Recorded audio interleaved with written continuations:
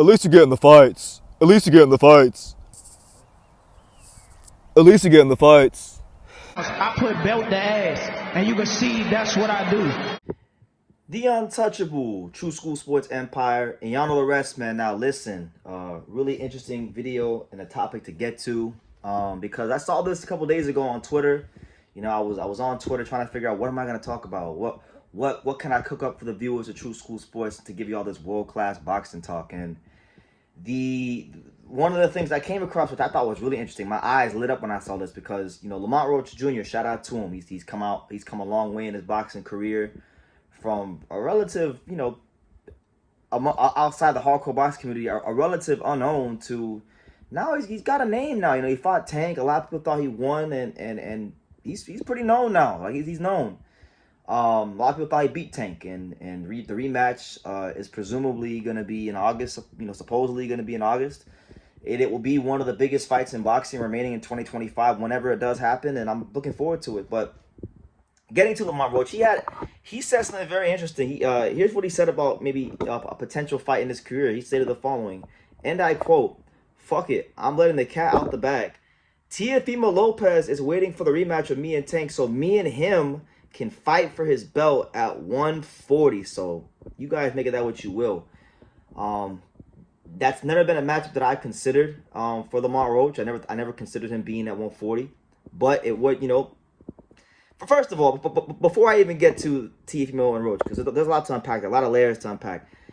I don't know, man. Like, Lamont Roach strikes me as a consummate professional, but when you start if he's saying this now to the world, Lord knows how long that this has been discussed behind closed doors. So human nature is that if something like this is on the table and he knows he already kind of beat Tank in the first fight, subconsciously he can't have a letdown, and it could be deemed as, you know, overlooking an opponent. And I don't think he should be focused on anything else right now other than Gervonta Davis, because you would have to assume and presume that Gervonta Davis is going to, you know, be better than he was in the first fight, you know, and actually be a lot more devastating. So Roach has to prepare himself to not just be as good as he was in the last fight, because he was very good. He, you know, showed some amazing fighting skills in the pocket and whatnot, but he's got to even be better this time around. So that being said, that's where I stand on that. As far as him and Teo, let's unpack that, because you know, I made a video recently and I called Teofimo Lopez the most dysfunctional star fighter in all of boxing, because he is. I mean, there's no way, there's no ways about it. He's avoided and turned down so many top fights. We're losing count. Like we're Brian Norman Jr., Haney, Matias.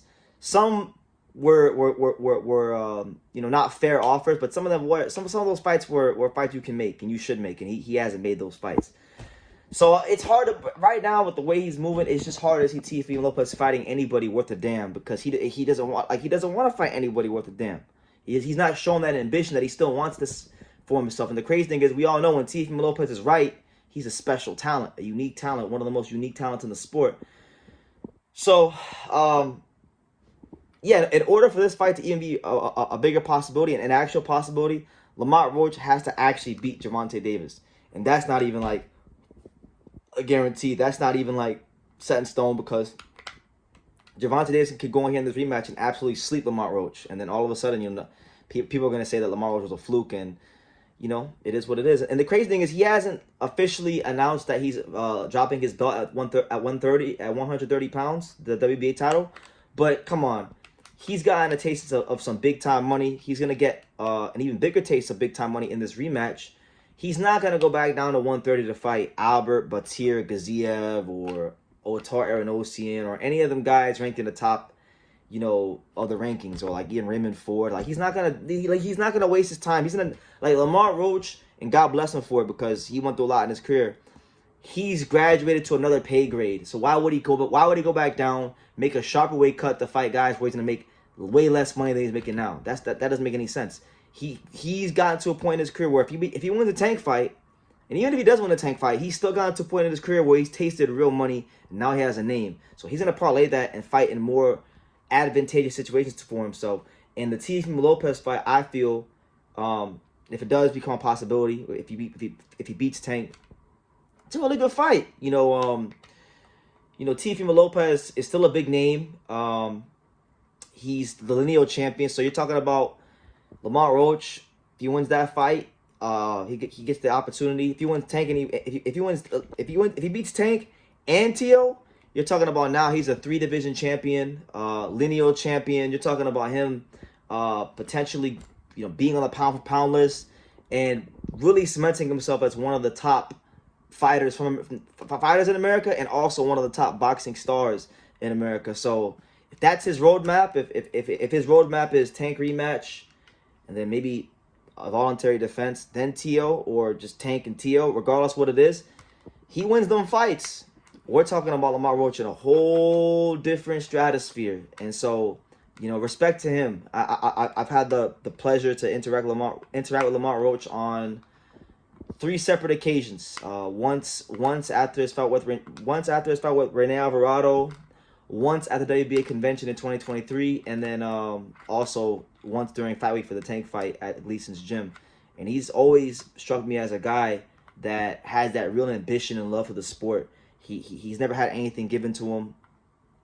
Coming out of the DMV area, signing Golden Boy, which is primarily a Mexican promotion and Mexican-American promotion. They didn't really have him as a top priority. So he couldn't really build his fan base early in his career.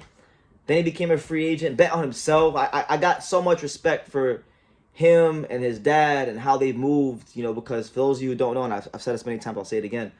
When it came time to fight Hector Garcia, they had their own promotional license. They have no excuse promotions. That's the name of their company.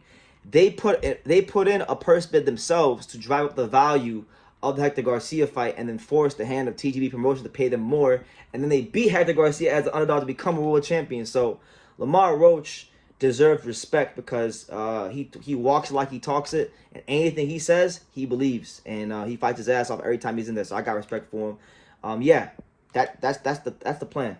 As far as him and Teo, and last thing I'll say about that fight, I think stylistically it could be a good fight. It's hard to envision what Lamont Roach would be at 140 because you've never seen him there, but certain things will translate. Like his ability to fight in the pocket, I think translates. He can box. Obviously, I think the more athletic fighter between the pair of them would be Teo. So for Lamont Roach, if he does fight Teo, the fight within the fight for him is going to be how does he shut down and offset the quick twitch muscles of Teo and the athletic ability of Teo, and keep him in the pocket. Because if they fight in the pocket, Lamont Roach, I think, would have a distinct advantage. But those are just my preliminary thoughts on a fight that may never ever happen. But he's letting the cat out the bag, so I'm letting the cat out the bag on what my thoughts are on what his thoughts are. So, leave your comments down below. What do you guys think? Lamont Roach looking ahead. Is he looking past Tank Davis? What do you guys think? And what do you think about the potential of him in a Teofimo Lopez fight? Leave your comments down below. Make sure you guys take the time to subscribe. And like I say in every single one of these videos, you can love me or you can hate me, but I'm just a kid from Daniel. So until next time, take care, guys. Thank you for watching another video on the untouchable True School Sports Empire. For more great boxing content just like this, make sure you guys stay tuned and subscribe. You won't be disappointed.